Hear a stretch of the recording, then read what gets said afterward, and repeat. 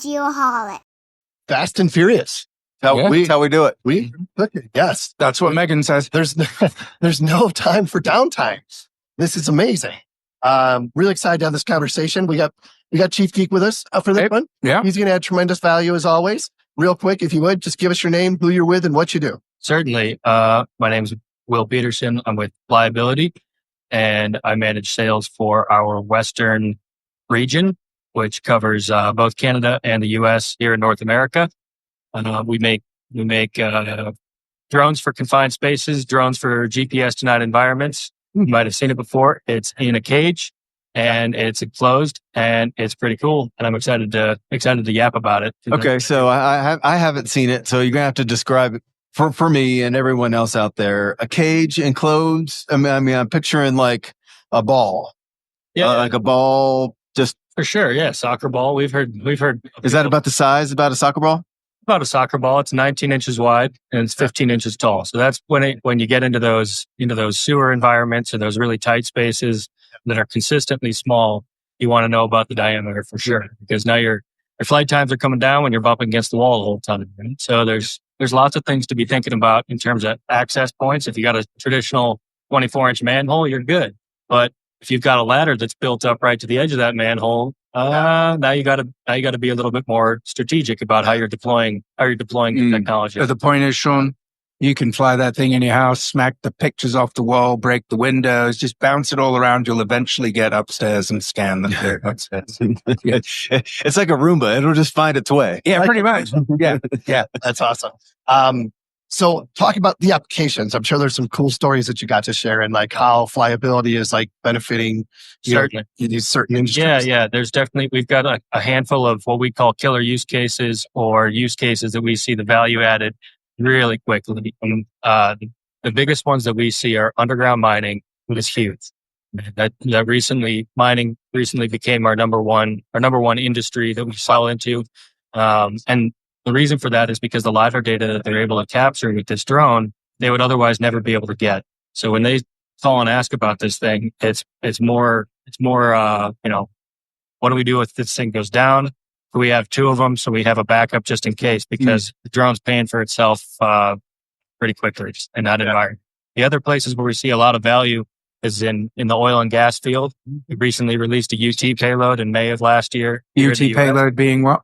Ultrasonic thickness. So it's NDT, non-destructive testing. Mm-hmm. And the nice part about it is that it's really opened up a big market for us, especially in oil and gas. But we're starting to see it be utilized in other places as well, which is really exciting for us, no doubt about it. Yeah. So you mentioned GPS compromised areas, right? Like a mine, obviously.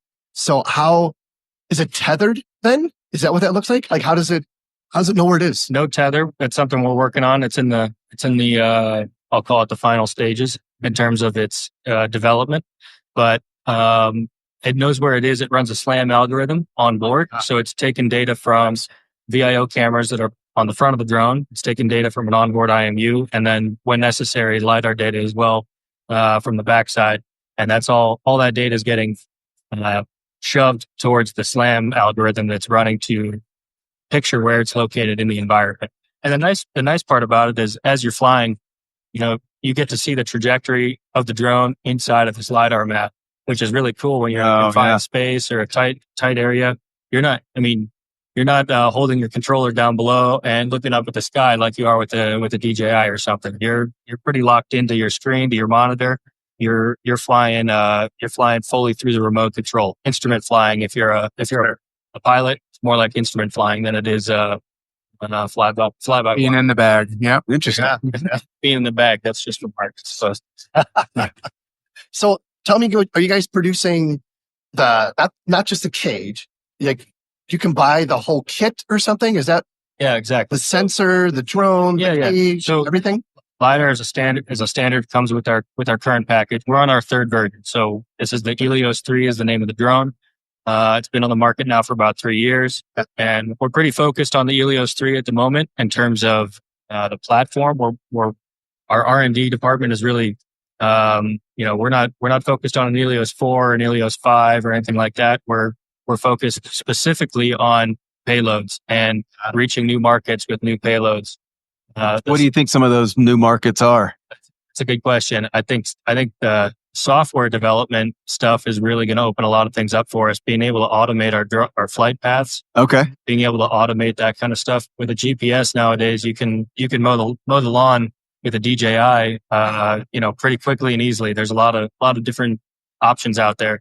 Yeah. With something like ours where you don't have GPS, it becomes a little bit more complicated. So we've had to develop our own ways of doing things, and we're excited to release our full return to home function, which is coming soon. But the neat part about it is that it's going to be able to map. You're collecting that LiDAR data, and you're going to be able to find, all right, where's the fastest route home? Not route that we came necessarily, but where's the fastest one? And it's going to be able to use that LiDAR data to say, okay, here's the fastest route home. It's amazing watching this thing in action because it flies through these doorways and through, where if you're manually flying, you have to pause and wait. Okay, which way am I going again? I got to look around, look up, look down.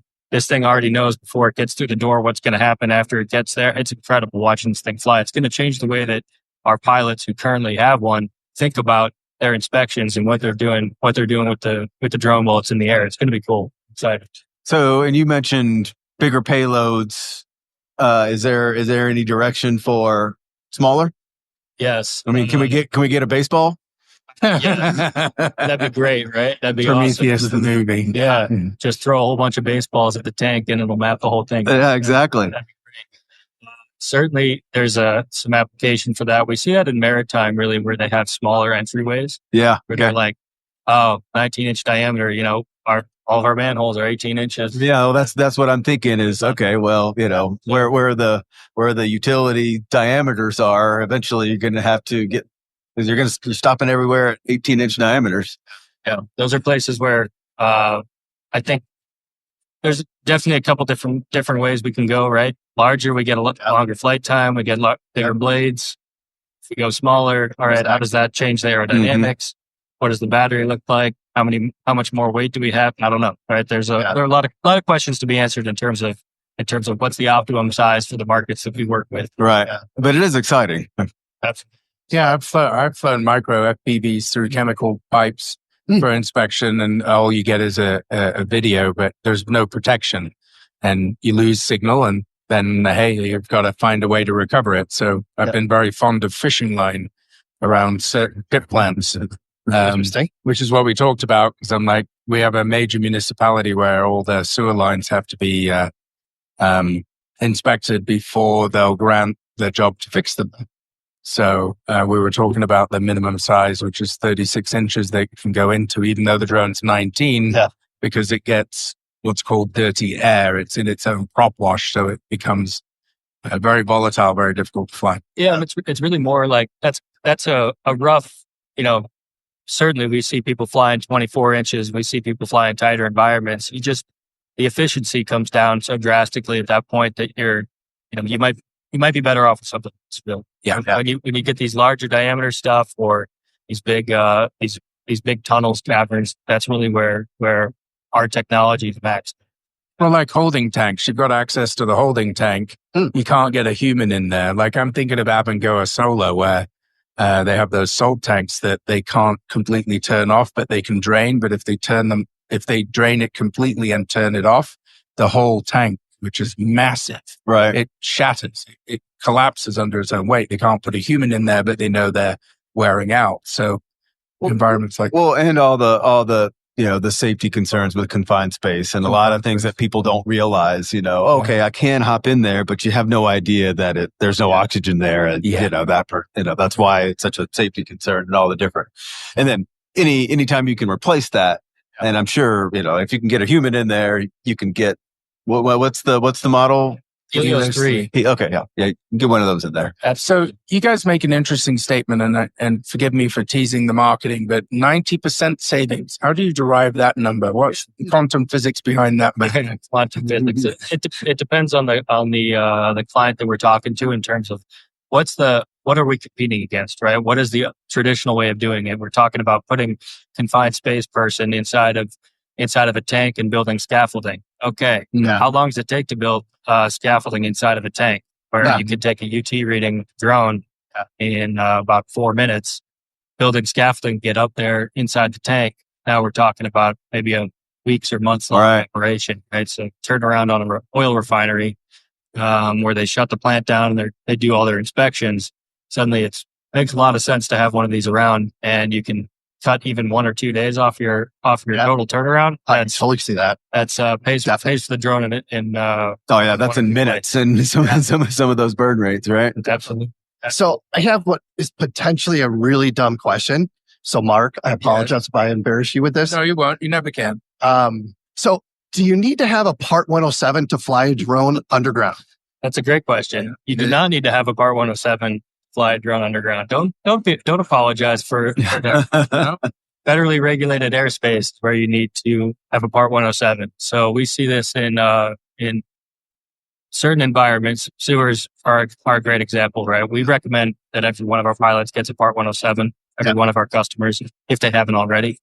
Sometimes we're dealing with people that are, drone experts, right? They've flown all kinds of drones, but they've never flown inside before. So those people are good customers to have because they understand things quickly. But when you go to a power plant and you're talking about the interior guts of this power plant, those people don't know drones. They've never flown a drone before. So that's an example where if you're not flying outside, you technically do not need a Part 107. However, here is the caveat. Interesting. It's very hard to get insurance for your drone without you having a 107 license. Oh, I'm sure that's a difficult conversation. I just didn't think because it wasn't federally regulated, then I didn't need to do it. Right. Yeah. So there are some, but you're absolutely right. Like flying in the NFL stadiums, as long as there's no TFR, even though it's in a no-fly zone, we don't have to get Lance approval or call the airport, but we do it just to. Well, yeah. So what else? What else you want to get out there? What else do we want to get out there? I don't know. I love our drone. I think it's a gem for its environment. Really. Ooh. When you match the environment with drone's capabilities, you can make your money back on it really quickly. I think that's really the key. There's certainly, the drone space is moving so fast, and there's so much R&D going on, and people are doing all kinds of stuff all over the place. If you have the right environment, if you're in a confined space, if you're trying to fly in a GPS denied area, definitely make sure to at least look us up or check out what our capabilities are, what our functionality is, so you can see, okay, here's an alternative. Maybe it's not the perfect combination, but it'll at least get you thinking about different ways to approach inspection work, different ways to approach surveying work. Putting a LiDAR on a drone and putting it into a place where you'd never be able to get a total station. There's so many applications, not just the traditional ones that we're talking about, the oil refineries, the power plants, and underground mines. There's countless applications. I think in the construction world or commercial construction, maybe industrial construction, there's definitely a huge room for quick, fast LiDAR data. Mm-hmm. Instead of carrying around a stick, you can fly this whole thing through a 50,000 square foot warehouse. You can get every inch of that thing in terms of LiDAR data in one flight. It's 8 minutes, 9 minutes. All right. Okay. So let's talk about a really big building.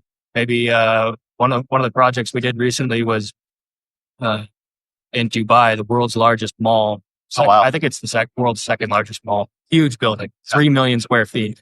And when that number was told to me, I was like, I don't know what that. Yeah, I can't quantify that. What the hell does that mean? What is 3 million square feet? That doesn't make any sense. They're able to map out the whole building in week and change, including the desk time afterwards, where otherwise it would have taken. Oh yeah, months, yeah, right? yes. So yeah, sure. There's amazing. Definitely some incredible applications out there, and they're just going to keep growing, especially with the automation components that we're going to be releasing here in the next couple of years. Next year, it's an exciting time for sure. That's cool. Indeed. So before we let you go, how do people find out more? Yeah, absolutely. Definitely head to our website, flyability.com. Give us a Google search. I think we've done some good work to make sure that we're right at popping up there. Nice. Well, call me because I'm going to be a customer by next week. So. Yeah, go. I love it. Yeah, talk to Marc. He'll get you hooked up. Australian Marc. I know he loves being Australian Marc. That's great. Is this where I tell him I'm going to fuck him up?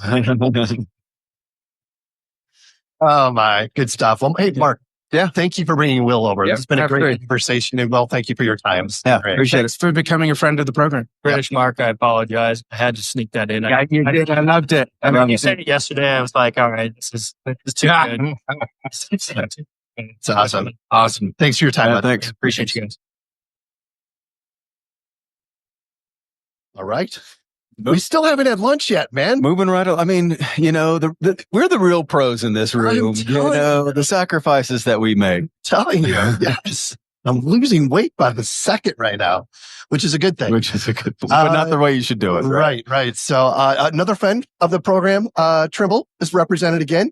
Super excited to have this conversation. So Joe, if you would real quick, just give us your name. I already gave it away who you're with and what you do at Trimble. All right. I'm Joe Hutton, and I'm the director for Inertial Technologies and Airborne Products at a division of all the Planix. I've been with the company since it was a startup and then acquired by Trimble. I'm not going to say how long ago, but it was a long time ago. Yeah, and it's great to meet you guys and be part of this podcast. One of the most interesting titles I've heard. Yeah. So you're going to have to expand on that a little bit. Inertial technology. Yes. So one of the specialties that our division focuses on is using inertial sensors to do georeferencing of mobile platforms. So any time you have a car or an airplane or a ship, you want to make a map from it using a sensor such as a camera or LiDAR, you need to georeference that data. You can do that using GPS plus inertial. What the inertial does is it provides the orientation measurements to go along with the position measurements with the GPS so that you can geocode each pixel or point from that sensor. And that's our focus and our specialty that we bring into the Trimble family. So yeah, go ahead. In layman's terms, what did you just say? Okay. So if you can imagine that you have a LiDAR sensor that's driving around, say, like a Trimble MX product. You familiar with those? Oh, yes. Okay. So as you're driving along, these lasers scanning. You know that it's scanning, picking up the objects around you, and you want to assign a position to that laser scan. So you get this point cloud that's georeferenced to Earth. To do that, you need to know the position from GPS of the scanner, the origin of the scanner. You also need to know its orientation, which way it's pointing. When you have both of those things, you can take the position from the GPS antenna and assign it to the point at the ends of the laser scanning. That's what we do. And a million times a second, right? Absolutely. Yeah. Well, I can definitely see this playing a role. And we've talked to people that are doing, hydrographic surveying and stuff. Right? Like same thing. Like huge part of that application, right? Right. And we provide the same thing for hydrographic survey. So our systems go on the ships on the echo sounders. And we use that to georeference the data that creates the map of the seaframe. So same concept. You need to know the position orientation so you can then georeference the sensor, create the map. Gotcha. So all the mobile mapping hardware has this built into it? Absolutely. Every single one's got a GPS with an Earth. Gotcha. How the heck did you get into this? Well, it's been a long story, but I started, I have a master's degree in aerospace engineering. Yeah. And when I was doing my master's degree, I started working for a company, Honeywell, which you might know. Yeah, sure. And Honeywell was working on this technology for navigating aircraft. This was in Canada. They decided that they needed to get out of that business in Canada because it wasn't a good market. So they were going to shut down the office. So 3 of the employees decided, let's spin off a company from Honeywell. And they hired me as the starting grad student. That's how I got into it. And that company grew over the years. And then we were acquired by Trimble. Well, and that was a pretty great acquisition if you think about it, because they saw a need. I've been there ever since because it's fun stuff. Yeah, amazing. So talk about some of the cool stuff that you're working on right now, if you can. The one thing that we've just launched, we're very excited with, is we're doing this for mapping from drones. So you see all these drones at the show. So the ones that have LiDAR sensors in them are creating maps from flying a drone around. What we've got a new product that goes into the drone on the LiDAR that uses Trimble's RTX correction service so that you can actually get centimeter level position, high axis orientation right in the drone. So you can create these point clouds as you fly. So that's a new product I'm really excited about. Really? We work with OEMs to integrate that into their payloads. So you can now bring in sort of real time point cloud generation because the market's been demanding that. It's like now drones getting easy to fly. Why can't I produce a map product right away? So that's our new product that we're offering. I'm really excited about. Really? Like real-time point clouds. Yeah. I have so many questions about that. Like there's so many applications for that. Is. Yeah. It's amazing. So what's the biggest application that's really jumped out? I would say that, well, there's so many of them, but I would say that one of the coolest ones is forestry. So because with laser, what you can do is you can get multiple returns and you can actually see both the floor and the foliage.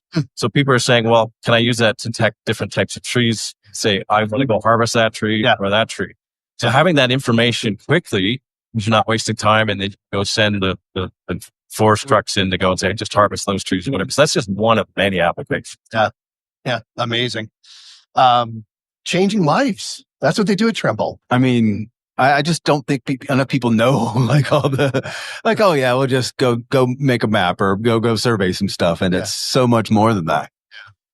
Yeah. It's all about making maps and doing it very, very efficiently. Because the cheaper you can do it, more efficient you can do it, the more maps can be used by anyone. Right? Yeah. And the pool of people that can add value from this just continues to grow, right? Yep. So are you more on the R&D side then?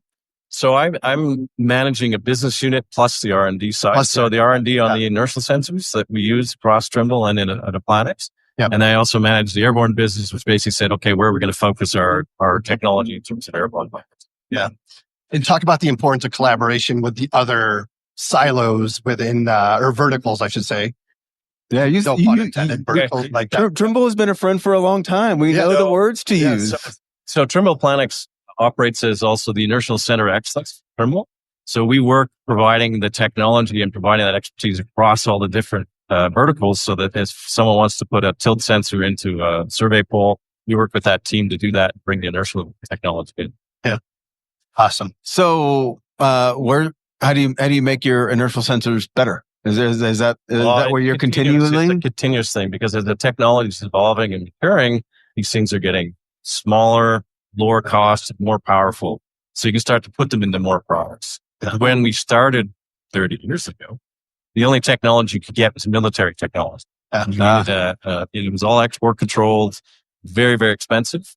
Now you can get something that's very similar in performance on the size of a chip to go on a board into almost any product. It's amazing how much it's changed. Yeah, because I guess you're waiting for the time when you don't have to go to the manufacturers to say, hey, account for this in your in your model, because it's insignificant. It sits right next to something else. It's going to be in everything, right? And it's all about how you use that data in your software and generate the results and make you map decision. Yeah. So what are you most excited about moving forward? I would say, getting this technology so it's more automated. So that when, and that's a big push within Trimble, is getting these workflows automated and taking advantage of that new technology so that you can really make that easy button for surveying it now. Now, that's really what I'm excited about. What we're pushing for is how to leverage all this great technology and make it just so easy. Yeah. Awesome. So when you walk around here, what catches your eye? What moves the needle for you? I think you see a lot of drones, which is pretty cool. So that's what we live and breathe in for a lot of our products. I really like that ground penetrating radar. You've seen that. Yeah, sure. That is so cool. That's pretty cool. Definitely. And all of that, as soon as you start to walk around and you produce maps, you need to georeference it. So the more things that are moving around collecting data, the more I like. So we need something we can put in. Well, and I'm sure the light bulbs go off for you when you see some of the GPR stuff. Right. Or can you merge it with other data? So you go, okay, so if someone's driving an MX around, can we take that GPR data and merge it with the data sets from the MX? Right? And then in real time. It'd be great. Yeah. You know what, buddy? We get to talk to the most interesting people. Well, you say interesting, and I'm thinking, yes, interesting, and I'm humbled by the knowledge base and how smart the people are, and spaces like this are. It's amazing, definitely. And I also love people that don't come from a traditional geospatial background that end up at places like this and careers like this. It's one of the things I like about this show too. A lot of our customers, a lot of really interesting people. So. Joe, appreciate your time. Thank you. Anything Great else you want to get out conversation. there that we didn't talk about? No, I think we basically covered everything I wanted to, and it's a great pleasure to talk with you guys. And me too. Yeah. Me too as well. Thank you. Yeah. Thank you. Thank you.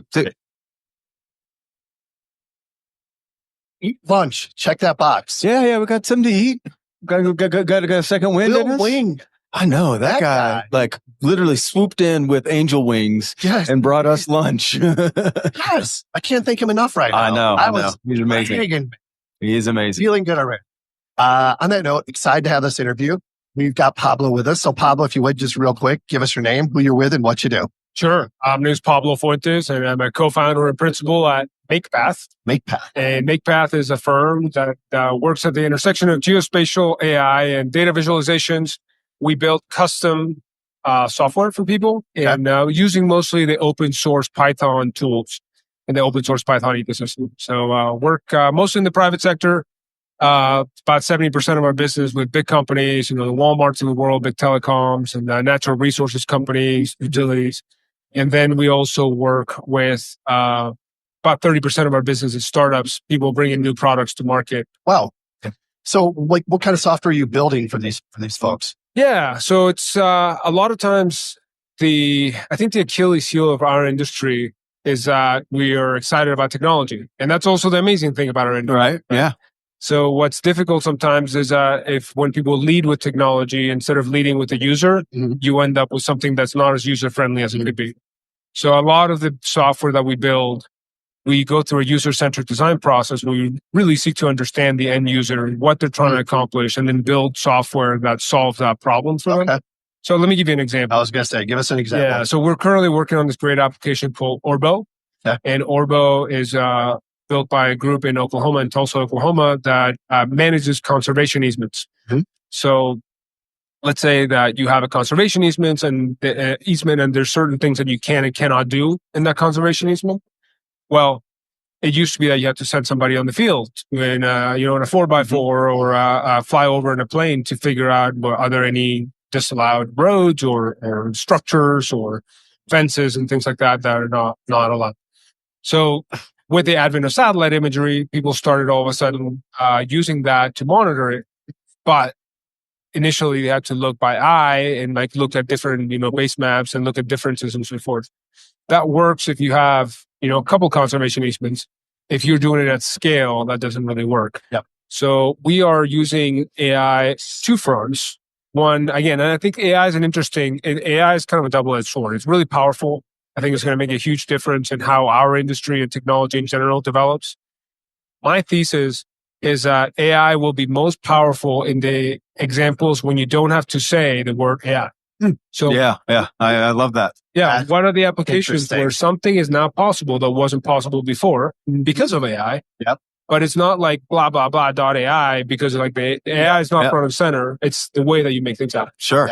And then it's just going to be integrated into that workflow or that development. And then it's not a thing anymore. It's just behind the scenes. Exactly. And it becomes a why now? Why is this possible now? Right. Which is one of the most powerful things about innovation and technology is why is this now possible that it wasn't possible before? Sure. So Pablo, I'm curious, what's your background? Well, but let me finish real quick on the to go into Orbo. So what Orbo does is it uses AI in two fronts. So it uses AI and computer vision for a satellite side of things. So we're using things like SameGeo to understand what are the identifying features. Correct. Feature extraction. And then we look at the easement documents with language models. Each easement has a different set of rules of what you can and cannot do in that particular easement.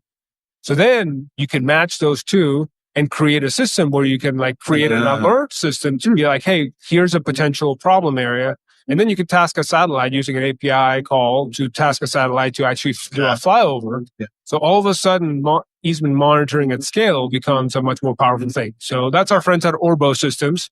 And Trevor Moore is a CEO there, fantastic group in Tulsa, Oklahoma. So if you're interested in that kind of work, definitely check them out. But that's an example of one of the products where we are really using user-centric design. And originally, we thought this would be a very map-centric application. But the more we got into it and talked to the people who are actually monitoring these easements, we realized that it's not, the easement is a center of the product, not the map. So you have different alerts related to the easement and people adding, contributing what's going on with it.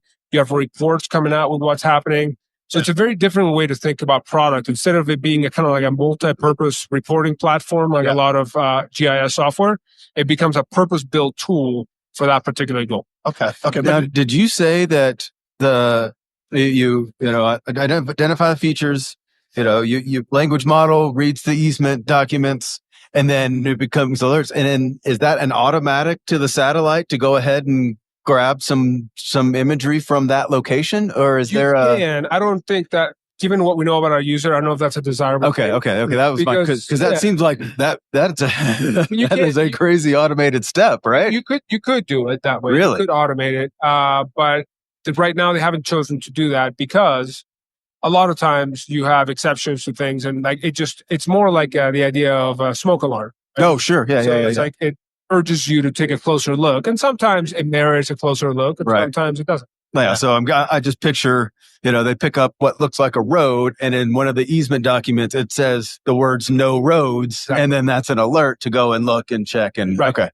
Now, there's a lot of details in like what "no roads" means. Yeah, that's what I'm picturing, and I'm sure it's an evolving learning thing because it could mean anything. So you're training models. One thing you're doing, you're training the models to recognize this and merge and marry these two things in the middle.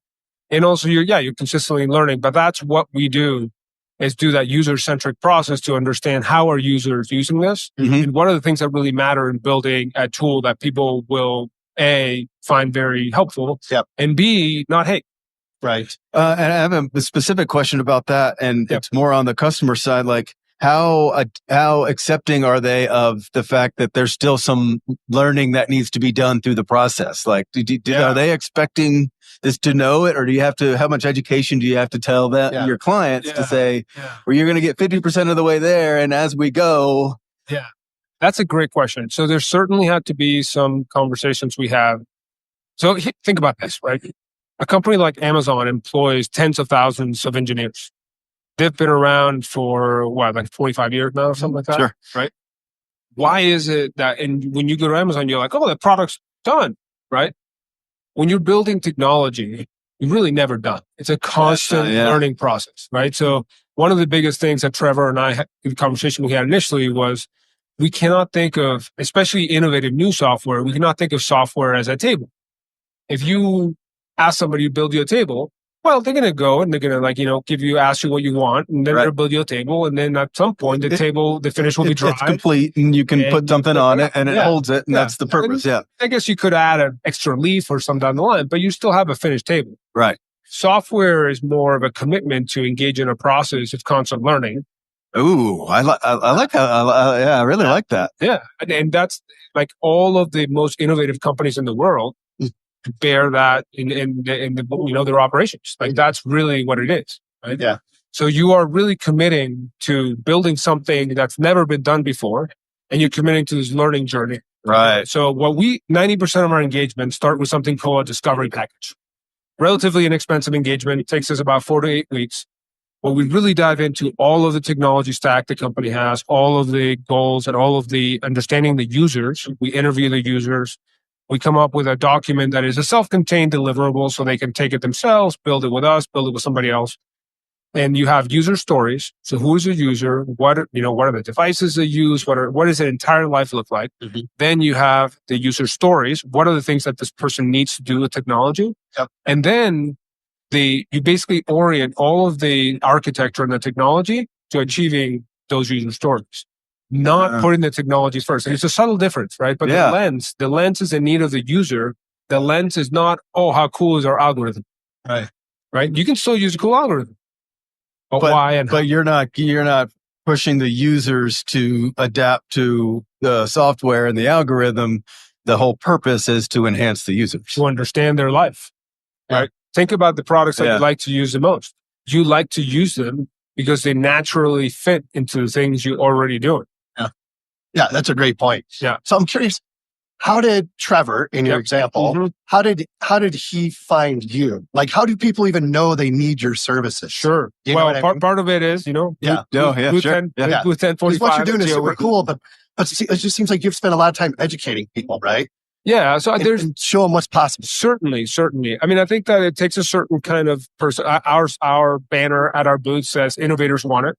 And you have to be able to think that way, right? So it's certainly, we go from discovery package to a design package, and then we really get into a cycle of learning. Whenever you're developing a new product, you have to enter what's called a build, measure, learn cycle. So your progress is not measured in lines of code shipped. It's not even measured in like LOIs or customers, or sometimes not even in users. Your true progress is measured in how many cycles have you gone through where you've built something, tested it, measured it, learned from it, and shipped something else. And the faster you can go through that loop, the better your product will be.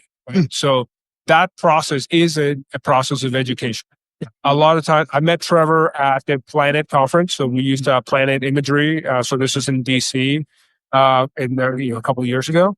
And they shared with me that they were looking at images by eye. And they were like, we're about to 10x the number of acres that we are keeping track of. So we're going to need something better.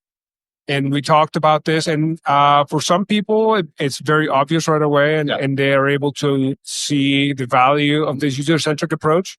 And for some people, it's not as obvious that that's what they need to do. And they're probably not our customer. Well, and then that brings up the question, how many times when one of those customers, how many times do they have a specific need that say, I need some software to do this to this, or like your example, like I just need something to help us. Yeah. So we're very, very strict about, before anybody gives us a cent, understanding the value of what we're building. Okay. Because I want my clients to walk away with at least 10x ROI on their investment. So how do you guarantee that you do 10x ROI? It's not by making a list of features and saying there's a huge problem out there. You basically quantify, look at the user, look at the problem, and quantify the value of that problem over a period of time, call it 35 years, right? And then you cap the spending to get to enough learning to validate that at 10% of it. Right. I mean, that's wild to work from the back end, from like the end and work backwards to instead of this is how much money I have to spend and then trying to justify your cost in that budget. You set yours based on what the expectations are. That's amazing. Building software. You should do business like that more often. Well, building software is so hard and innovating is so hard that unless you see a 10x ROI before you start the project, it's just not worth it. Well, yeah, that's what it is, right? You think you have a problem, and by the time you solve the problem with some software, you're now not even in that space anymore, or someone else has solved it. Now that's not your problem anymore. Yeah, I mean, you want to validate, you want to be confident, as a potential customer, you want to be confident that you have a problem that's worth solving with software. Yeah. Because sometimes we talk to people for whom software's shouldn't be the first thing they do. Yeah, and that's where you go through that discovery phase where... Well, we actually even go that before the discovery phase. Because the discovery phase is, it's an engagement that lasts 4 to 8 weeks and we work together. But before that, I want to understand, I want to sit down with you and for you to almost talk to your problem and tell me like, who has this problem? What is the specific? How much, additional revenue, cost savings, time savings, whatever it is that however you're going to monetize the solution, right? Or customers or whatever it is, how much is this worth to you? And then the way to make sure that you don't overspend or go over budget is not the way you traditionally do, do projects, quote unquote, is you do a list of requirements and then say like, how much is this going to cost? All those projects are never within budget. Right? And all those projects are always, you end up with feature creep and things like that. Right. If you flip it on its head and say, what is the magnitude of your problem? Let's cap the spending at 10% of that. And then you go and you take learning steps to figure out what are the stories and validation with users of how we're solving that problem. It's a completely different approach. And then all of a sudden you are letting the user lead you down the progress line and you're making sure that you're not ending up with, a $10 million paid software paperweight, which is what a lot of times, a lot of government projects end up like that. And you end up with, whenever it's like a committee that puts together a list of requirements, as opposed to a first principles user analysis, that's how you end up with things like healthcare.gov. Yeah. Interesting. Before we let you get out of here, to kind of close the loop here, if you could just give us like the perfect real world scenario where your software is going to make a huge difference. And it doesn't have to be like one you've already like solved. Yeah. Just one that you want to, come up with. Like, if you've got this is what we could do type thing. Yeah. So because we're a custom shop, we work on like people specific problems, right? So I would say if you are an innovative executive who has lots of data and problems, you can squint. It's almost like a feeling. You can squint and you're like, I know I should be able to solve this with this, this, and this should be possible to do that. Yeah. And you don't quite know exactly where to start, or maybe you've even started working on it with your engineering team. Yeah. And then you want to figure out how do you build something that's not going to go haywire with the budget, but that's really going to solve a specific pain point. We have a lot of game film on what questions to ask, how to interview users, and what to actually build so that there's no wasted motion. So we're not the low-cost provider. There's somebody out there who's going to have engineers working on their product for less, money per time. Yeah. However, we like to see ourselves as a no wasted motion provider. So we're really focusing on what needs to be built. Love that. I'm sorry, you're going to have to answer the question that Ken asked before. How did you get, we like to hear a little bit about the journey. How did you get to where you are now? How did you get here? Yeah. So I haven't had a regular job since 2007 or 2008. Awesome. I went to grad school in 2008. I used to work at a hedge fund investment firm, and then 2008, and I went to grad school, and then I started my first company in 2009. That was a product company that lasted about 10 years, sold that. And then my partner and I started 5 years ago, started Makepath. And Makepath is a services firm. We're looking to apply a lot of his experience in the open source GeoWeek Python. He was early on Anaconda. Yeah. He's incredible technical mind who really leads our technical side. With my experience in both product design and go to market to put together what today is Makepath. Awesome. How do people find out more? Yeah, just go to makepath.com. You can follow us on LinkedIn. If you are at the GeoWeek show, we have a happy hour at Henry's Tavern tonight. Come on by. Nice. Now you're going to have 1 million people there. Yeah, it's an open source happy hour. So our friends at GeoSolutions and then our friends at the World Geospatial Information Council, we're co-hosting this. And if anybody who has, again, lots of data, lots of problems and wants to figure out how to build a geospatial solution that is user-centric as opposed to just layering a bunch of stuff and having to hire somebody with an advanced degree to make it all happen. Yeah. Well, I think that just about every other person here has the too much data problem, right? Oh, yeah. What do we do with it? So, there's tons of opportunity out there. Well, building a great product is about what 9 out of 10 good ideas not to do right now. What are the things? And that's hard. It requires discipline, right? Whenever we start an engagement, we create this imaginary shelf called the shelf of great ideas we're not going to do yet. Love it. Oh man, that's good. Well, Pablo, thank you for your time. I really appreciate it. I learned a lot. I know. I feel just a little bit smarter right now. I just love that. And quantify 10% thing. And there were some words in there I never heard of before. But that's great. I feel so much That's my mistake. What words did I learn? Thank you. Appreciate that. Yeah, absolutely. Really grateful for you. Yes. All right, are you strap in, guys? This is going to be a great conversation. I'm excited. I am excited. And Will Wing's back with us. Will, we were just talking about you on the last interview, how thankful we were when you walked up with sandwiches, salad. Oh, man. We were dying. Geo expert of the year by far. Yes. So far. Got to take care of your crew. So far. I appreciate that, Will. All right. We've got Dennis with us. So Dennis, real quick, give us your name and what you do. Dennis Hirota. I live in Honolulu, Hawaii. Yep.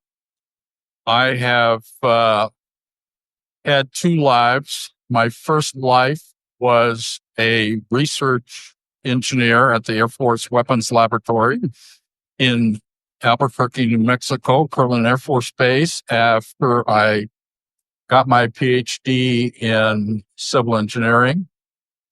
And then I decided to join my father with the company that he founded in Honolulu. And what did that company do? The company was named and is currently named after my father, Sam Hirota, he was a deputy director of transportation for the state of Hawaii. Wow.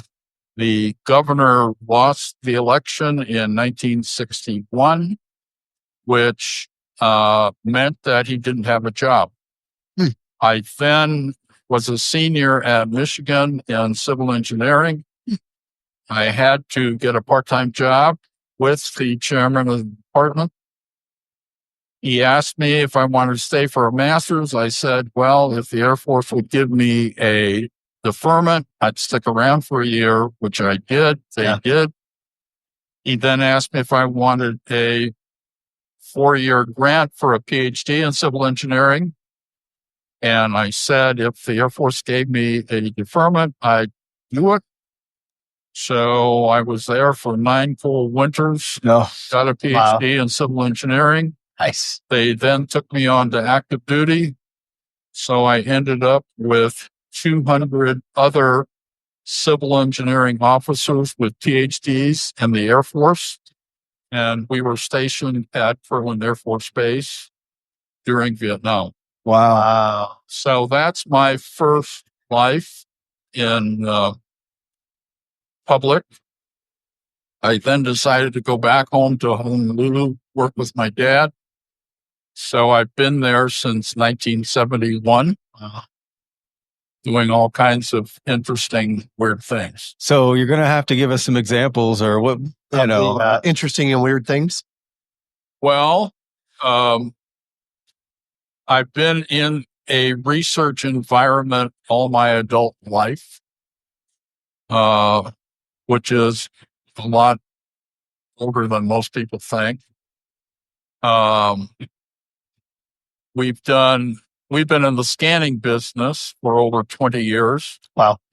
With our friends at Z&F, Christoph Froelich, at Regal with Dr. Regal, with some people at Leica, which need to be friendlier, and with Navis, who are the SLAM scanners. Yep. So we have a lot of equipment. We do a lot of very interesting historic niche market. As an example, we got a pass to sneak into the FEMA-controlled Lahaina burned out city. Yeah. And the Historic Way Foundation wanted us to go in there and scan all of the historic sites that were burned out before FEMA leveled everything. Wow. So we did that. We actually did it in one day. And when I brought these data back, I didn't go myself, but when the data came back to Hawaii, what happened was FEMA had marked all of the historic trees with red X's to cut them down. So when I talked to the arborist who was in charge of Lahaina, I won't tell you what he said, but basically they had to go back in and put green ribbons around all the trees to prevent them from being cut down. Wow. So you played a role in saving those trees. That's amazing. That's part of the story. Yeah. You want uglier stories? Yes. Yes. Please. I don't know if I can give you a story. Well, that's an important step because they were talking about the Paradise fires. They didn't do that. They went in there and just bladed everything right after, lost all that control. So I was just reading an article about how important that is for this latest fire to get in there and get all that stuff surveyed before they need to get it surveyed. They need the monumentation preserved. Yep. And unfortunately, they didn't do that. Now, when we scanned it, we scanned all the monuments as well on the streets.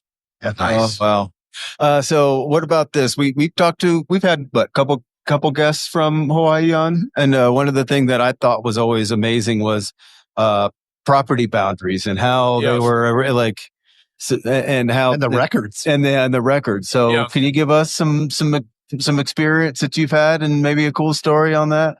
Well, the interesting thing was that we preserve everything in original format. So what happened, I forget how long ago, a long time ago, I'd say more than 20 or 30 years. One of the very old time surveying engineering firms was going out of business, and they wanted to sell all their flat files. And it just so happens they wanted us to buy all of their old documents. So we said, no, we weren't interested in their old documents, but we'd buy all their flat files. So what happened is we bought their flat files, and it just so happens all of their documents were in the flat files.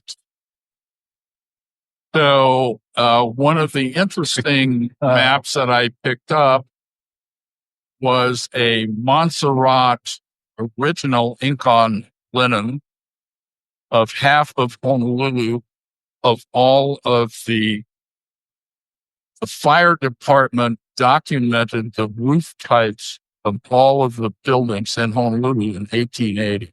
What the heck? That's like an early version of a GIS. Well, that's another long story. But what happened was I picked that out of the trash, and we've got a stack of about 6 feet deep of a whole bunch of files. And we have 40, no, more than that. We have at least 40 file drawers in our vault of maps that go back between 1880 and 1970. So what are you doing to preserve those documents? Assuming they're originals. We're scanning most of them. Yeah. But the originals we keep. Yeah. Is Hawaii a recording state? Say a recording state. You have to record property documents, yes. And surveys? Yes. Okay. That's another long story I don't want to go into. We have the same struggles. Yeah. No, go ahead. So like when you're here at GEOWEEK, Yes. what are you seeing that excites you? Not too much. No, it's interesting. Apparently we conducted one of the first 3D scanning conferences. I don't know in the US, but it was the first one in Honolulu in 2004. Wow. I don't know if you know Joel Hurt from Leica. Don't. Anyway, there were Ted Nant from... Oh, yeah. We know Ted. Yeah. There were a bunch of people that came, I invited, and I can't remember Tom's last name now, but he was the founder of SPAR. Okay. And he said that after that conference, this was in, March or April of 2004, he decided to actually found SPAR. Okay. So I attended 20 of those. Wow. Every one that was there that he produced. Yeah. And then DivCom bought him out, and then they generated GEOWEEK. Now, I've only been to 3 GEOWEEKs because Colorado is not a great place to come. Yeah. In February? In February. Yeah. Yeah. Well, we're from Arizona, so we can kind of relate. Yeah. Oh, okay. Yeah. So, anyway, that's my history with GEOWEEK and SPAR. Sure. I would like to hear you talk about surveying a little bit more. Okay. And just how the technology has advanced. Well, what's the first surveying equipment you were using when you first started? Were you working with your dad? Yes. My dad bought first. My dad was a technology person, a gentleman, which is different from myself, which I'm a technology person, but people don't necessarily consider me a gentleman. I don't understand these people, but continue. You seem like a perfectly nice guy. Anyway, my dad went to a conference in New York. He bought the first calculator that was used for providing surveying computations and brought it home on the plane. Wow. We still have it. We still have it in one of our containers. But so following that, when I came back from the weapons lab, we were in a technology mode already. So, in the 70s, we purchased and I became a reseller for CalComp. Okay. You don't know CalComp. I don't know CalComp. No, I don't. CalComp was one of the premier wide format printers. Okay. They used color electrostatic. They used a whole bunch of different technologies. We were the only people in town that could draw a line at 40 inches a second. And following that, we could actually produce an entire sheet in several minutes and full color. Yeah. Was it a pen plotter? No, well, we went from a pressurized pen plotter and ink plotters to color electrostatic. Okay. Which is similar to the printers that you have today. Yeah, gotcha. So the transformation went from those types of printers until CalComp went bankrupt because Saunders, who bought them, also went bankrupt from the military. So now we had one of the first printers that could produce 40 inches wide by 7 feet long in less than 60 seconds. So we have that printer today, which is one of the fastest printers out there on the market. And how are you collecting the data? What kind of survey equipment were you guys using? Oh, well, we're kind of a Trimble shop. So we have pretty much all of the high-tech Trimble equipment. But I mean, back then when you were using that plotter, what were you guys? We had the first GPS system because one of my high school buddies was one of the founding members of Trimble. Oh my gosh. Wow. It's amazing. That's amazing. Yeah, so we had a Trimble 4000. Oh, 4,000. Oh, yes. So what else did we do? Oh, we were doing hydrographic computations, flood control. Mm-hmm. And so we were using one of the bank computers, timeshare. And we were spending $11,000 a month. And I decided that was totally stupid.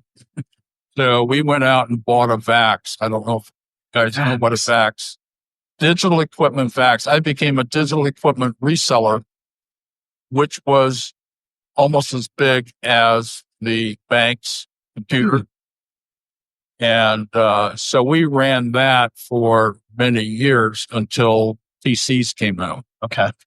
So currently we build our own servers. I build our own serving systems, and we build all of our workstations.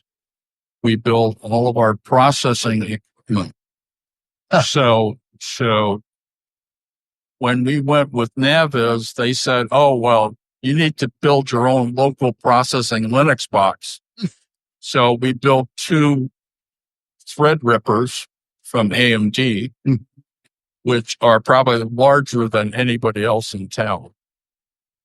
So we have, we come out with a new processing system probably every year or 2. Wow. So all of our stuff is super fast. We can move data between work.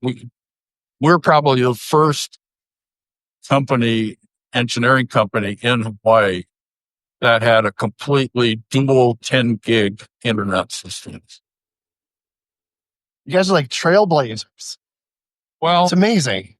I was a bank director for 30 years. of the 150th largest bank in the U.S. Oh, wow. And I was lucky because it taught me a lot of things. And the most important thing, I won't tell you what the older director told me on my first meeting. My wife says I can't tell him. But he told me the Japanese secret. Okay. Do you know the Japanese secret? I don't know that. The Japanese secret is until you're 55, you don't know. That's what I keep tell my partner. Okay. I tell him the same thing. So, Well, now I believe it. Now that Dennis said it. At 55, of anything. So you need to keep your mouth shut and listen more than you say anything. Dennis is my new favorite person. Just FYI. Yes. So anyway, that's what I learned at 39 as a new director for Central Pacific Bank. Okay. And as a result of that, right now we're a cash operation. I pay cash for everything. Wow. Yeah. Amazing. And that's kind of the short story. Yeah. So if you're talking about surveying, we've done everything from aerial, which we normally sub out. We just finished a 2,000 acre Alta survey in 30 days. Jeez. For these guys that are borrowing $300 million for a major hotel. And when did they tell us? 30 days before it was due. So we now use different technologies and approaches to get the information out. Yep.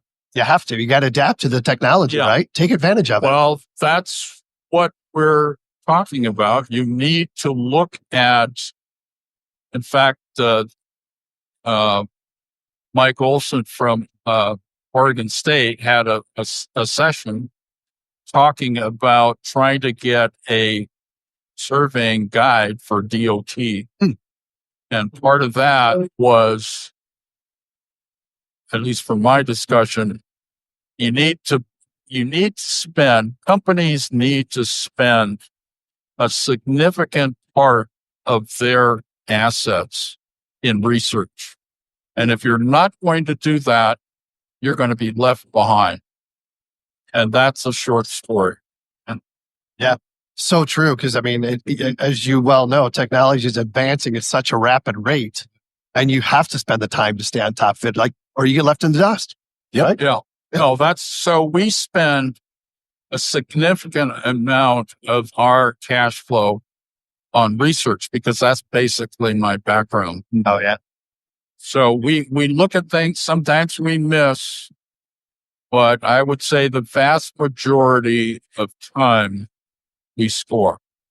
And so we don't have to worry about being left behind. And people in our office are now attuned. I don't have to sit there and twist their arm about really learning about surveying technology and how that's going to affect them.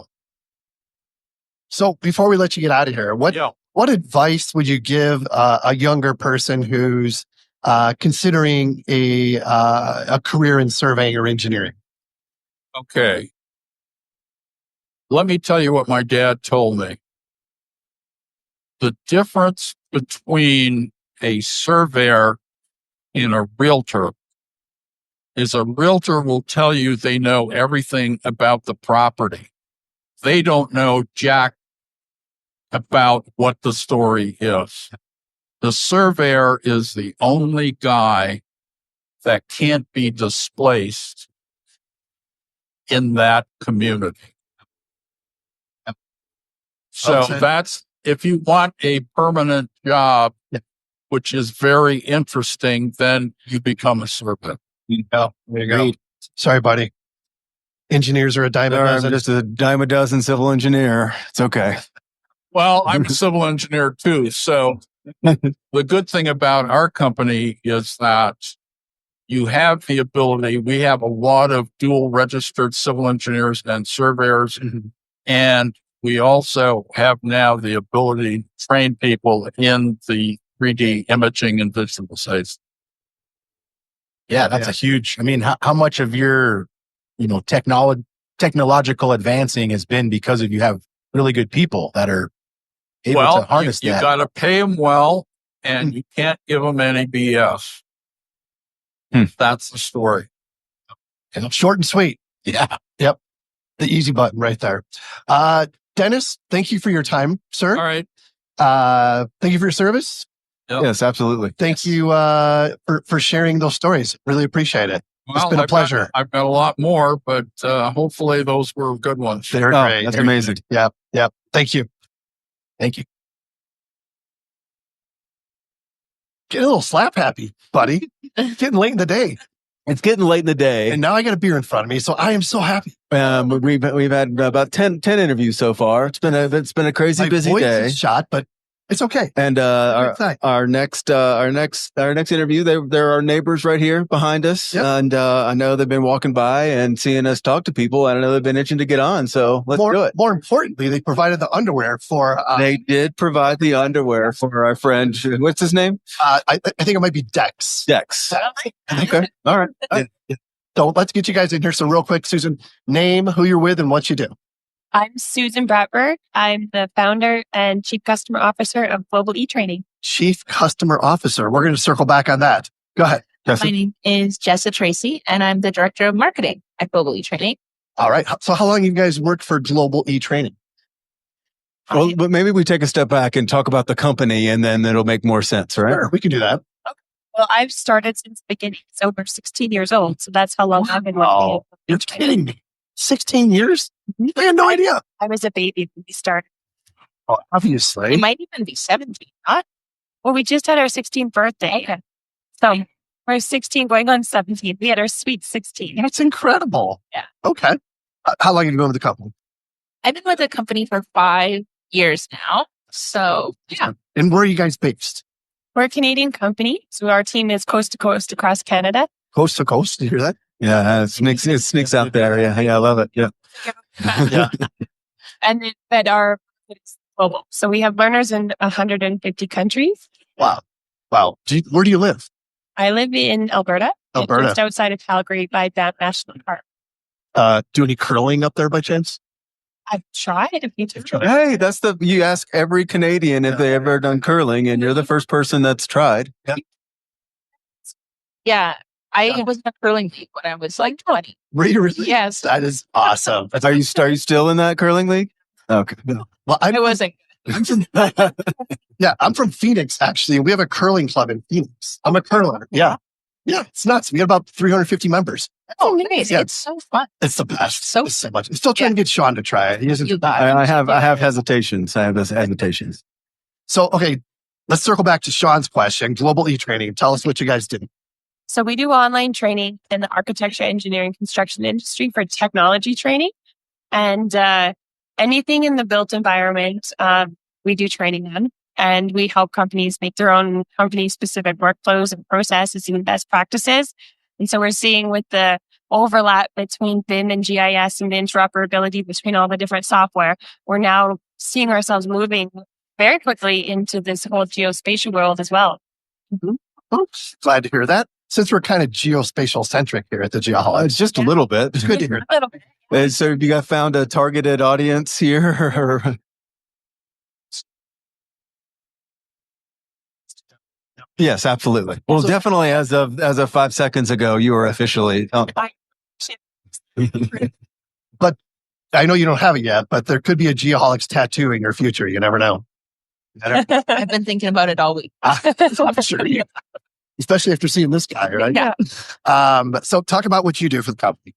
Yeah. So like I said, I'm the director of marketing for the company. Mm-hmm. I just think we have such an amazing product and so many teams behind us that have made such a great platform. So many courses, hundreds and hundreds of courses. So pretty much my job is just getting that out in front of everybody, I guess. Obviously just marketing. We just have a lot of value and we have it's just massive. Like it's keeping up with all of the courses our team's always putting out and all the updates. And I think that's this industry and the AEC industry too. It's just always evolving. There's constant changes. And so we're constantly changing and putting out new stuff. So my difficulty is keeping up with all that. Our team's just really great at keeping on top of it. Yeah, that's awesome. We'll just walk around here. You can see how things are advancing at such a rapid pace, right? Where does the content come from for your courses? Yeah, great question. So we partner with subject matter experts. So we are on the lookout here at this GEOWEEK as well for more subject matter experts in this space. And we've found tons of amazing experts here. So we partner with subject matter experts, and then they partner with us to build and maintain their courses. And we do what's called waterfall releases. So that's how the content always stays fresh, is they're constantly updating their courses to keep them up to date. Mm-hmm.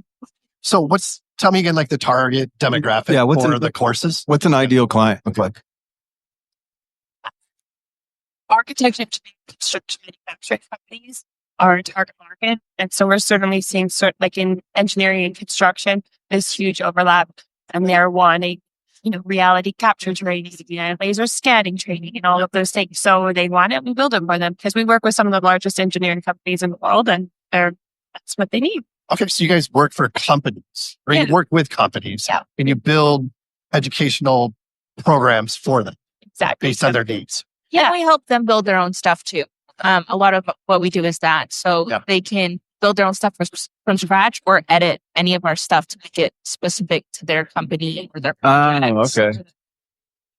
So you could even add some of your online your classes with some of their standard operating procedures and kind of wrap that all into that everything you learned in that first week or something like that. Sure. Is there a safety component? Do you guys have like safety classes? Or safety courses, I should say? We do OSHA certification. And we do have a ton of health and safety content. So where did this all start? What was the first, or where was the idea from? I'm sure someone didn't sit around and say, let's build a AutoCAD training class, or is that where it started? And 16 years ago, like you were way ahead of the curve. Yeah, we were. So our background is in the Autodesk world. So we have a college in Canada called Digital School, and Digital School was one of the first Autodesk authorized training centers. Okay. I think it's like over maybe even going on 40 years old. Their school is before my time. And so with Digital School, it's an accelerated program for architecture and engineering technology training. And then people from across the country and even international students really wanted to take our programs, but they didn't want to go to Edmonton because Edmonton is very cold. It's where Jessa's from. She can vouch for it. So with that, we said, let's build let's make it available online. So we became the first private college in all of Canada to be licensed to deliver online training. And then we went to Autodesk because we were a partner. We said, hey, can we license some training content to put online? And they laughed at us and said, never in a million years will you ever be able to learn our software online because it's too complicated. Anyways, now we're one of their largest online training partners. So it's kind of funny when you fast forward. So we ended up building it. And then we decided, let's start recouping some of this investment and start selling to other Autodesk training centers and corporate training departments and education institutions. So we launched at Autodesk University 16 years ago, and we had lineups of people saying, this is amazing. We didn't even know it was possible. And then that's when globally training started, and it's grown very quickly. So we definitely are, like I said, one of the largest Autodesk training partners. And now we're you look at any AEC firm, they're not just an Autodesk shop. They use Bentley, they use ESRI, they use Mexico, they use everything. And so we're building the training for the tools that they need. And we're helping drive technology adoption. That's our number one focus, is helping companies drive technology adoption. Yeah. So talk about the business model. Is it a subscription thing? Do you pay per course? How does it work? Yeah, it's a subscription model. So companies will buy annual subscriptions for their team, and then they have access to all of our hundreds of courses, and then the ability to customize those courses. So it's basically building blocks. They pull in the content that's relevant that they want, that we keep up to date for them, and then they add their own company specific workflows and standards and best practices. Yeah, our training library is literally called Get Everything. It's just what I always say in class. You just get everything. What I was just looking at the website here. What about this AI powered course creation? Yeah, So that's asked about a lot, right? Yeah, it's new and super exciting. Obviously, AI is such a hot topic. So it just makes that course building really easy. It makes it. It doesn't take fully the SME, like the subject matter expert, out of it. You still need somebody to vet it, because I know we've all seen AI is very confidently wrong. Oh, sure. Yeah. If you've ever asked it how many R's are in strawberry, but it'll bite you about it. And it says there's 2, which is crazy. Anyway. So yeah, AI powered course creation essentially just allows you to build custom content in seconds. What would take you hours and hours and hours. You just let it know if you want it like beginner, experienced, anything like that, what you want it to be about. You get to pick some options like that off the top. And then it builds it out for you. And it'll literally do anything, like how to make a pizza or like really complicated topics. So it kind of takes some of the hurdles of getting over having to create a course creation, because that's the things. I don't have time to write all this stuff down. Oh yeah. I need a place to start. Right.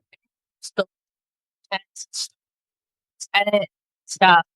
Just makes it easy to get started. And then, so I have to ask about the other thing that's new on here. What about this skills gap assessments? That sounds very interesting. I think skills gap assessments are my favorite thing that we do. I think that's the coolest.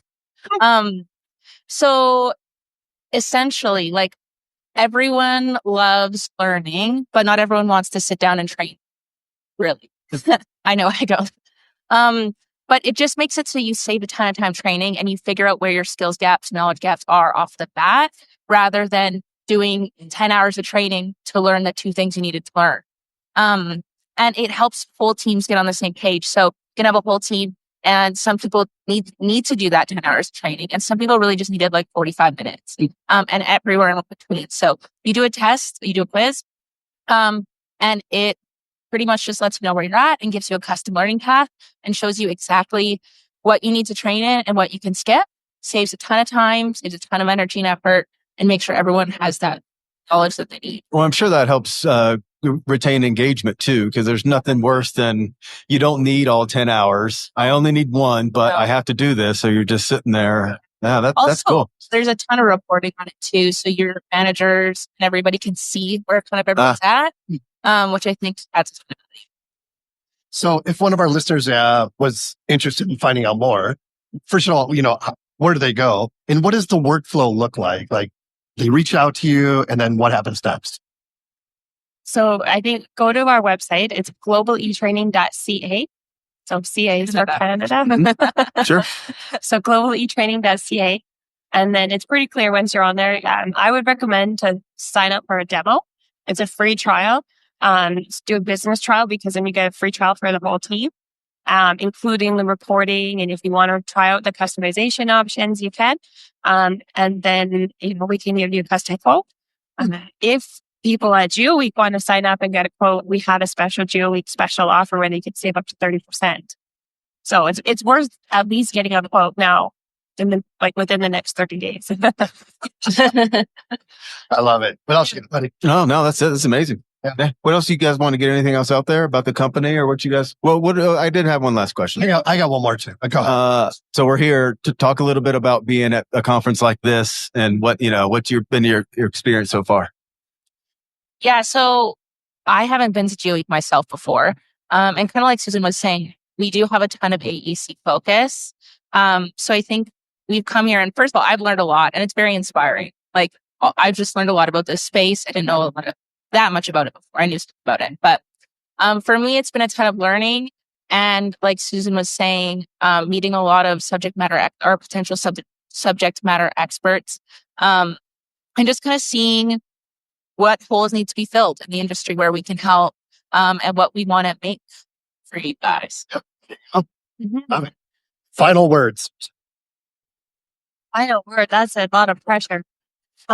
Thank you for having us, and thank you for chatting with us, and helping us get our message out. And yeah, I think what you're doing is really great. So we'll appreciate that. I also would add that maybe a name option other than Dex for this lovely man here. We're open. Yeah, I think like not Geo. Wouldn't Geo be it? Geo's probably a much better I idea. mean, we I think someone mentioned George. Well, Geo would go along with that. Yeah. We should do a Geo. Geo. Yeah. What happens? Love it. Creativity. Yeah. So. It's amazing. Global e-learning. It does everything. You get everything. So why not give them a shout, right? Yeah. Globaletraining.ca. That's okay. I'm sure you'll probably get there with a Google search too. So thank you much. It's been great. Yeah. Enjoy the rest of the week. Yeah. I think we're winding. I just snorted. You Did you hear that? Yeah, that's awesome. Oh, what's that? Yeah, no, I've never heard that before. That's amazing. Must be this Coors Banquet beer. Yeah. Never heard of Course Banquet. Yeah, I mean, it's up. Hey, when in Rome, right? Like, When in yes. Rome, as they say. All right, we've got Courtney with us. So, Courtney, if you would, really quick, just give us your name, who you're with, and what you do. I'm Courtney Tovar. I work at Aerial Services Inc. My title is QA/QC manager, but really my what I do is like mapping technician stuff, a little bit of photogrammetry, color balancing, imagery, and ingest. Okay. And how long have you been working in the industry? Only going on 5 years, so for me it doesn't feel that long. Yeah, it feels like it's flown by for sure. No pun intended. Yes, yes. Yeah, exactly. So, what was your background before you got into the aerial mapping? Interestingly enough, I was going for my art degree. So I was at a going for my bachelor's in art with emphasis in graphic design. Okay. The reason I got into this industry actually was a little bit of a fluke because back when I started, they were still using film and big film scanners. Okay. And that was how we were processing data. It wasn't digital. We had not made that switch to digital yet. Digital acquisition. Yeah. So they needed an art student to be able to handle the film correctly and not break anything. Yep. Pay attention to all the rules of, being in an environment to handle film. Okay. So that's how I got in, but I fell in love with the work and everything about it, and something clicked. And I really enjoyed it. I just kept doing it. Yep. Kept learning new things and going with it. Yep. What do you love about it? I think what I like about it is that it, to me, for most people, I think it kind of takes like both sides of your brain to do this kind of work. Yeah. Uh-huh. It does take what do you call it? Like a little bit of a creative person. There's an artsy side There to is it, an artsy, for sure. Yes, a visual side. And that's what drew me to it, because it's not only data and everything, there's a lot of visual stuff in there as well. Yeah. So like what type of projects does your company work on? Right now we were very imagery focused. We have contracts for NRI and the SLs for USDA. Okay. So we do aerial acquisition for imagery for them. Yep. So where I fit in there is I do a lot of the ingest, quality control for that, and color balancing the images to make sure they're uniform. Yep. And that's for thousands of, making sure thousands of images are the same.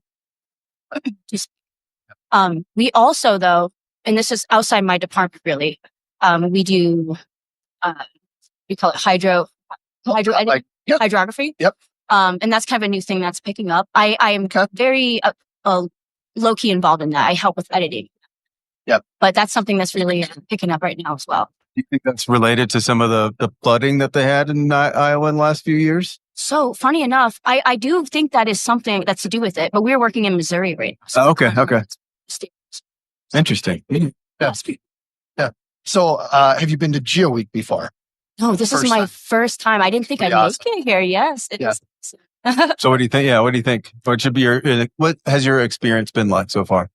It's been a lot to do, very overwhelming, but I've been meeting such great people and having great conversations and learning a lot about the industry, that things that I wouldn't probably known if I didn't come here and talk to them. Sure. Like what's one of your biggest takeaways so far? I would say that AI is really coming into the industry. I was like kind of bombarded with that a bit. I've been sitting in some seminars for the digital twin, all that, learning more about that, which is, I still don't quite grasp that concept yet, because the people I've talked to, they don't even have a real definition for digital. I'm trying to still wrap my mind. gotten, I mean, I should say, we've gotten, I don't know, you think about a dozen different ways to explain what that is. And I mean, I think I kind of get it, but every time we get a different answer when we ask them. It seems more architectural for now, like infrastructure. Like gym stuff. Yes. Yeah. Retrofitting stuff. But in the metaverse, I actually own Sean's house. He does. I am going to evict him as soon as possible. That's Yeah, but see, I'm the one that owns the coordinate system for the metaverse at my house. So there can't be a transaction without my input. We're working on that. I was wondering if they would incorporate, digital twin stuff with the metaverse. That was kind of like my first thought. Is that going to be? I think that's the idea, or that was the idea in general. Yeah. But who knows where things are going? It's the whole thing. Everything is developing so rapidly. It is. Like we were here. We've been here the last couple of years. Our third one, I think. And every year it's like there's a new topic, like a new big topic that everybody's talking about. Right.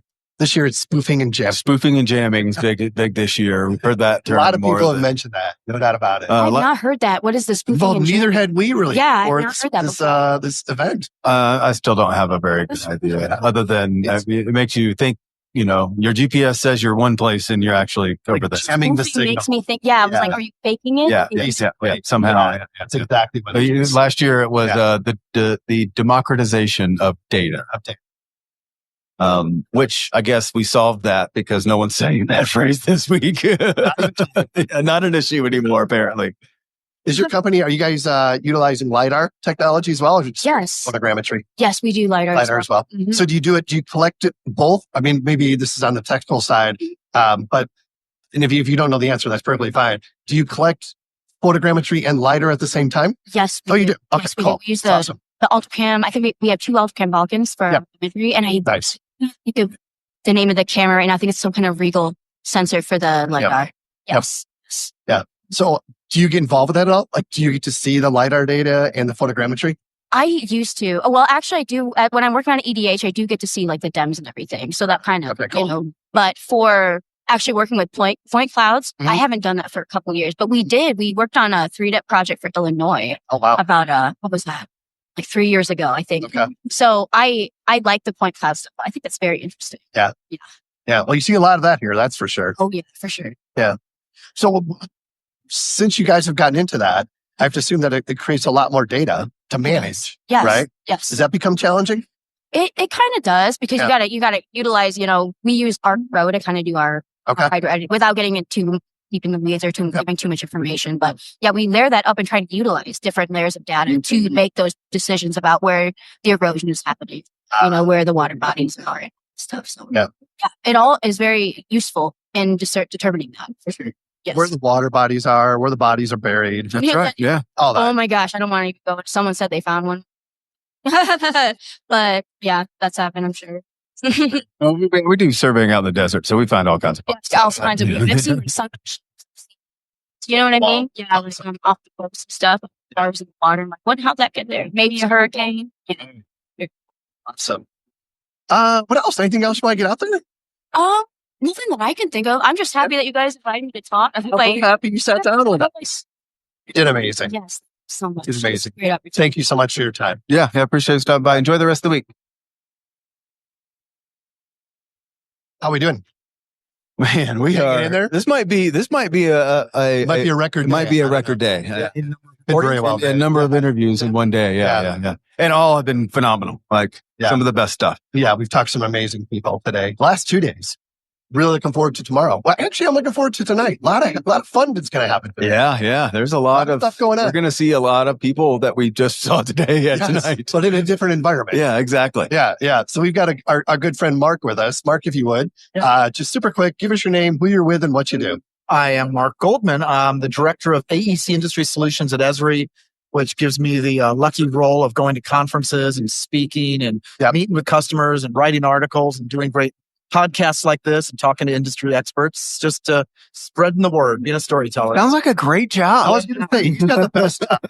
So jealous.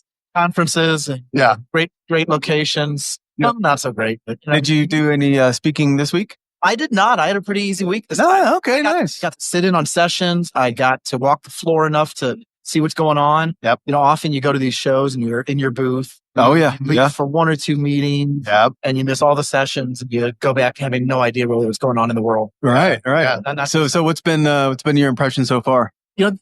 We've done this show now, ESRI, at least 3 years. I think 3 years ago, we had a little 10 by 20 booth with maybe one computer.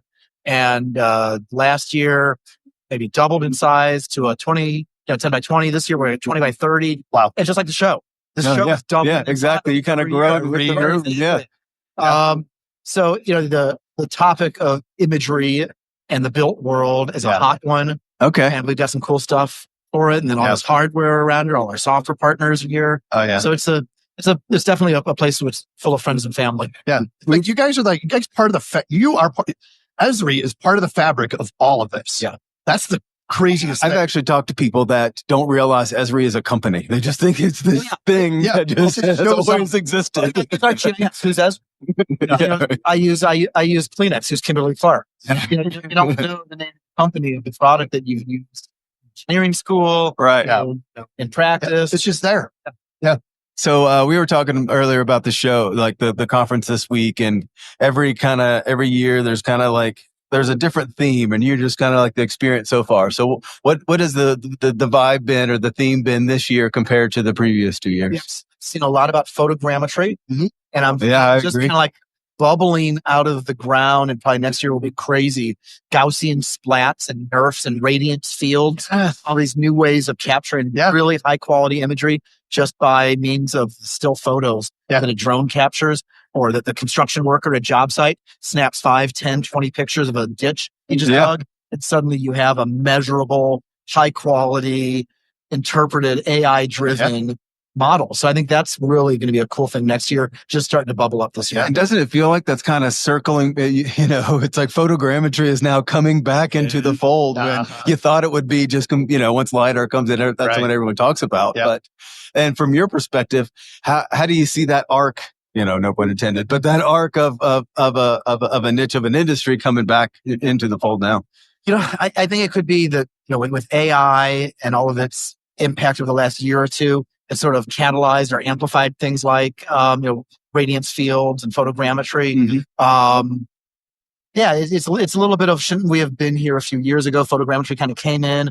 I remember being in my backyard and doing some construction project and taking a bunch of pictures and trying to stitch together into a 3D model. But that was just maybe a little early. Yeah. Right. Yeah. Yeah. The desire to do it was there. We all had a camera in our pocket, and the software for making it really into 3D editable scenes wasn't quite there yet. And I think there's probably somebody over there with an app that it would already been done. Like you just take the pictures and then yeah, that's wild. Yeah.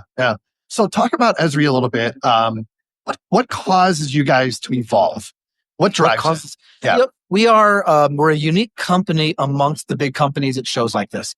We're a private company still. We've got about 6,000 employees. We're still led by the same CEO who kicked the company off 56 years ago after he graduated school. Amazing. So it's a very different dynamic than the likes of Autodesk or Bentley or Trimble or Hexagon, who go public and have a drive that might be tied to shareholders and profit. And that just isn't our thing. We're very much driven by enabling customers to do amazing things.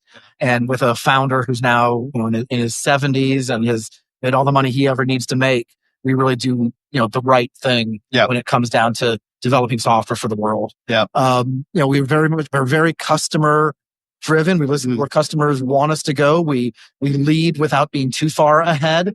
We're sometimes fast followers instead of leaders. You better to be safe than have the arrows in your backs. But we're doing some amazing things around imagery that I think stand out somewhat against that second place in innovation. We're really strongly innovating around the things I just already mentioned, the Gaussian splats and photogrammetry and meshification and generating these scenes now that you would have a hard time differentiating whether or not a scene was built by 3D animation and 3D modeling and hundreds and hundreds of hours, or whether it was a flyover of 4 different angled of photos from 1,000 feet up, and you're interacting and you're measuring and you're combining with GIS data. The presentations that you now see that are GIS based are light years ahead of where they were just a few years ago, and that's customers telling us where they need to go. That's amazing. And I love something you said. You guys develop software for the world. Love that. I really do. Love that. Yeah. And that's one of the things I've respected about ESRI forever is it's like how involved you are with like academia and stuff like that. And just constantly, pushing the needle a little bit further and, getting people introduced to the software at an early part of their career, and it's just, it's amazing. And doing it globally. I had a great experience this last, towards the end of 2024, went to India for a conference that was organized by this academic institution that bridges the gap between students graduating and wanting to get into engineering and needing the skills to really be in it. So students would do like a 6-week course on GIS or BIM or materials or assembly methods, and went there and, planted some seeds on the latest in GIS and GIS intersecting with BIM and where the industry's going. And the company, very much supports that seed planting that has to occur so that eventually you can change the world by having a whole generation have this stuff at their fingertips. It just blows my mind, like the vision that you have to plant seeds that take, 20 years to really get fruit out of it. What's it like working for a company like that? It's cool. I've worked for plenty of companies where your perspective isn't much more than a quarter or two down the road. Right, yeah. And here it's very much, that what you're working on is more about years ahead. Yeah. And it's a nice breath of relief that you're not so worried about is the right number of customers and the right number of seats going to be sold this quarter. And if not, are we all going to be, under the microscope to do their job better next quarter? Instead, it's much longer perspective. It's the long game. Yeah. So then how does a company like ESRI measure success? Well, I think we measure success the same way a lot of. Oh, I'm sure. Yeah. Right. Revenue and profit versus revenue. Well, outside of the, of the normal KPIs. It's case studies that we have to show, for example. So I've been with ESRI 5 years. And when I joined, it was right when the AEC group started within the company. We've always sold our software to architects and engineers and construction companies, but it's tended to be in the water district, not in the water sector or in the transportation sector. Now we really focus on the firms. And 5 years ago, my presentations were full of stock imagery and they were full of, just kind of hand waving of all the great things we can do. Right. And now it's more about, real world case studies that I need to juggle. Or, we just got submissions in for our user conference coming up in a few weeks. I've got, I think, 18 or 19 slots to fill with good content. We had something like 160 submissions. And I'm sure. So now you have to assemble the panel to decide which ones are going. What they call it, it's an embarrassment of riches. Yeah, right. Yeah, 5 exactly. Years ago, I find projects now, they're just flooding me. And making that part of my job easier at least. Yeah. So if you're measuring success, I would call that. I think that's right there. Great projects, but to use for really important projects. It's not like we're just building more shoe stores or doing things that really aren't necessarily sequential. We're keeping floods from happening. Housing, developments. We're doing urban planning. Big things. Yeah, it's amazing to be part of a product that literally changes people's lives. That's incredible. Yeah, there's a slide I've got when I talk about what we do for architecture and urban planning. And the end user of those kinds of projects is everyone. We all benefit from a city that's planned better, from an environment that's more sustainable. And our software does that. Our software really goes into the hands of the people who are making these really big design and engineering decisions in the world we live in. It's awesome. So how do you get that message out there? Or, obviously this room probably understands that, but it's a whole slew of things. We just sort of finished up the plans for this year, which include podcasts with you guys, coming to conferences, finding customers who are doing great things to amplify their work. We'd rather find a customer who can pat us on the back and pat themselves on the back of how cool, project they delivered than doing it just ourselves. Yeah. It's interesting in the sector that I represent, the architects, engineers, and construction firms, all of their customers are other sectors of ESRI's customers. They're a water district. They're a transportation department. They're a government. Yeah. So it's a lot of collaborating with other groups at ESRI. ESRI is definitely a company that is certainly important to go in knowing a lot. It's really important to get to know a lot of other people at ESRI because you're really going to be collaborating with them. And I'm sure you have a counterpart that it's just municipalities, right? Exactly. I've got counterparts in in electric and gas, counterparts in telecom, counterparts in transportation, multiple in transportation, counterparts in state, local government, counterparts in commercial. So yeah, and there's situations where if Starbucks is trying to figure out where their next store goes, that's sort of a commercial opportunity. Right. But if they want to know about, other businesses that are going up and other construction projects in the area and where the housing, starts are going, then that's, collaborating with someone like me. Yeah. Are there any like recent developments that you can talk about? Yeah, I'd say the most interesting one, certainly as it pertains to this show, is the progress with our reality suite. Yeah. We acquired about, 3 or 4 years ago, some technology, and it became the sort of foundation for a whole suite of reality capture offerings. Okay. And what we're doing there around generating meshes from LiDAR, photogrammetry at great scale, entire city scale, generating these models that you could literally measure off of, and just having that be an enriching layer to the GIS work that people have been doing has ended up with these case studies, these projects that are beautiful in nature, deep in insights, and more than just a pretty map. They're really these analytical engines.